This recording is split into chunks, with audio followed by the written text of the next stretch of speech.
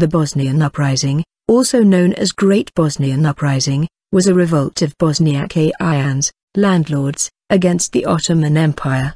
The casus belli were reforms implemented by the Sultan to abolish the ayan system. Despite winning several notable victories, the rebels were eventually defeated in a battle near Sarajevo in 1832. Internal discord contributed to the failure of the rebellion, because Gradaščević was not supported by much of the Herzegovinian nobility. As a result, Ali-paša Rizvanbegović was named Pasha of the Herzegovina Eyalet, which was seceded in 1833. The Sultan implemented the new muselim system, abolish the old ayan system. The new muselims were mostly old ayans, but in 1850 Omer Pasha completely eliminated old ayan families. In the late 1820s, Sultan Mahmud II reintroduced a set of reforms that called for further expansion of the centrally controlled army, nizam, new taxes and more Ottoman bureaucracy. These reforms weakened the special status and privileges Bosnian beys had enjoyed under the Ottoman Empire, and coupled with the growing power and position of other European people under Ottoman control caused much anger and alarm. Contrary to popular belief,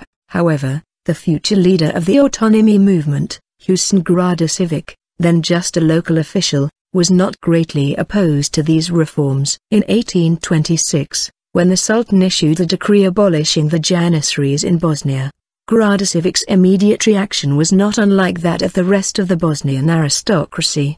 Gradaščević threatened that he would use military force to subdue anybody opposed to the Sarajevo janissaries. When the janissaries killed Naqibilezraf Narudin Efendi Serifović, however, his tone shifted and he rapidly distanced himself from their cause. For the rest of the 1820s, Gradaščević generally maintained good relations with imperial authorities in Bosnia. When Abdurrahim Pasha became vizier in 1827, Gradaščević was said to have become one of his more trusted advisors. This culminated in Gradaščević's large role in the Bosnian mobilization for the Russo-Ottoman War.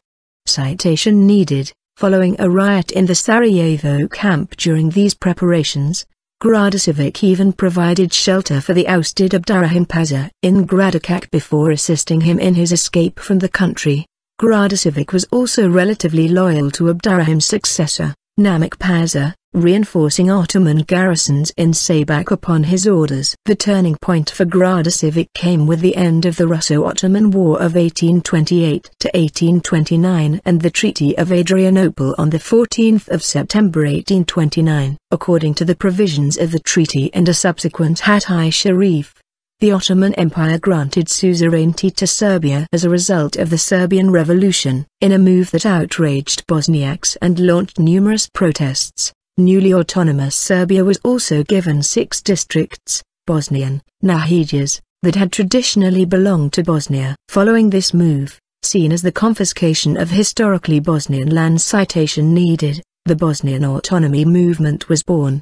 Between 20 and 31 December 1830, Gradaščević hosted a gathering of Bosniak aristocrats in Gradačak. A month later, from 20 January to 5 February, another meeting was held in Tuzla to prepare for the revolt. From there, a call was issued to the Bosnian populace asking them to rise up to the defense of Bosnia. It was then that the popular Husein Khan was unofficially chosen to head the movement. Another outcome of the Tuzla meeting was an agreement that another general meeting should be held in Travnik. Since Travnik was the seat of the Bosnian Pashaluk and the vizier, the planned meeting was in effect a direct confrontation with Ottoman authority.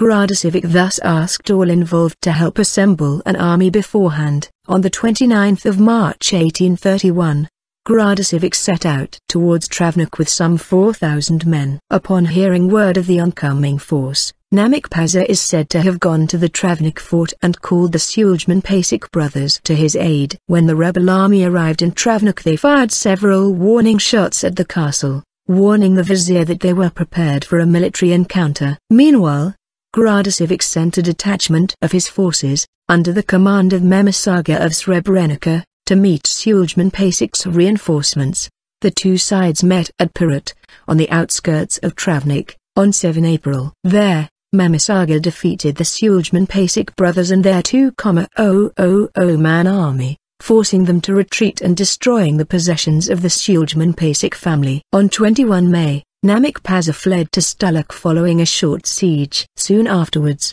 Gradašević proclaimed himself the commander of Bosnia, chosen by the will of the people. Gradašević made a call on 31 May demanding that all aristocrats immediately join his army, along with all from the general populace who wished to do so. Thousands rushed to join him, among them numerous Christians, who were said to comprise up to a third of his total forces.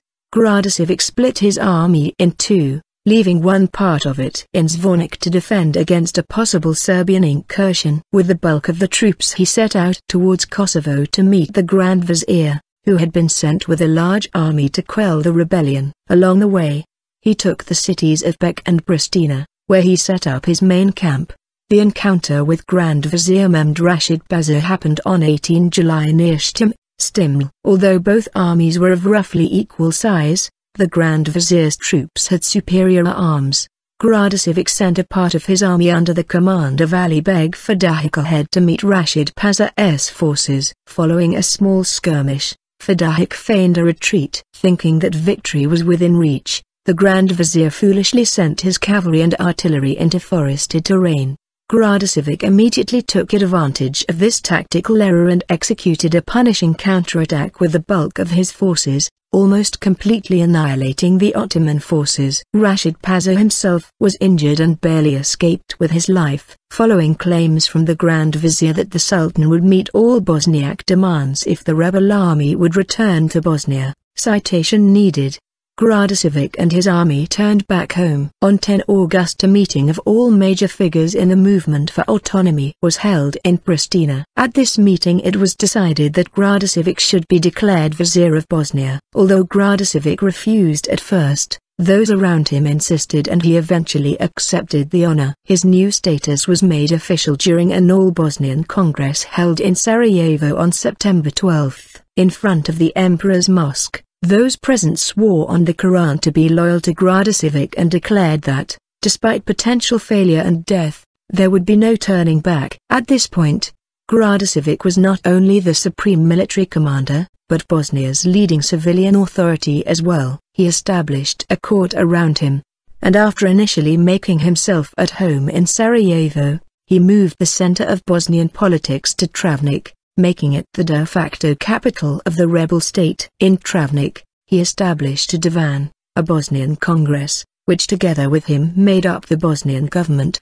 Gradašević also collected taxes at this time, and executed various local opponents of the autonomy movement. He gained a reputation as a hero and a strong, brave, and decisive ruler. One anecdote that illustrates this is Husein Gradaščević's alleged response to whether he was scared of waging war against the Ottoman Empire. "God, I fear slightly," Gradašević replied, "the Sultan not at all, and the Grand Vizier no more than my own horse." During this lull in armed conflict with the Ottomans, attention was turned to the autonomy movement's strong opposition in Herzegovina. A small campaign was launched against the region from 3 different directions. 1. An army from Sarajevo was ordered to attack Stulak for a final encounter with Namak Pasha, who had fled there following Gradašević's capture of Travnik. 2. An army from Krajina was to assist the Sarajevan forces in this endeavor. 3. Armies from Posavina and South Podrinje were to attack Gacko and local captain Smelaga Sengjek. As it happened, Namak Pasha had already abandoned Stulak, so this attack was put on hold. The attack on Gacko was a failure as the forces from Posavina and South Podrinje were defeated by Sengjek's troops.